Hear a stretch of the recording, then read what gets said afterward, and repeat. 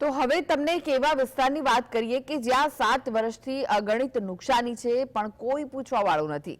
જામનગર જિલ્લામાં ઊંડના પાણીના કારણે જોડિયા તાલુકાના કાંઠા વિસ્તારના 1 થી વધુ ગામો પૂરના લીધે હાલાકી ભોગવી રહ્યા છે। છેલ્લા 7 વર્ષથી ભાદરા, જાડિયા સહિત નદીની જમણી બાજુ આવેલા મજોઠ, આણદા, કુનડ સહિતના ગામોના ખેડૂતો પાયમાલ બની ગયા છે। જે દ્રશ્યો જોઈ રહ્યા છો તે ખેતર છે। 5 વીઘા સુધીના જમીન ધોવાણ સાથે મગફળીના છોડ પણ જમીનથી બહાર આવી ગયા છે તો કપાસના પાકનો પણ સોથ વળી ગયો છે। ખેડૂતોનું કહેવું છે કે આ કુદરતી નહીં પણ માનવ સર્જિત આફત છે।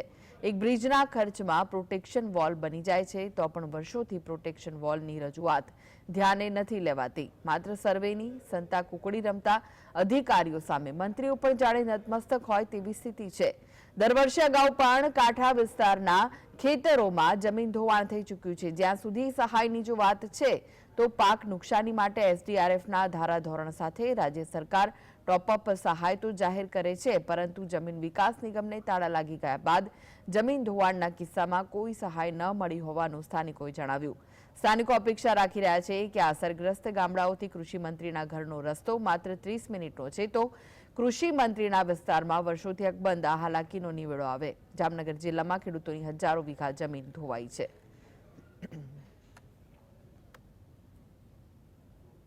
નારાના બી અમે લઈ, શિયાળાના લઈ તો એ વાવી શું અમે કરી?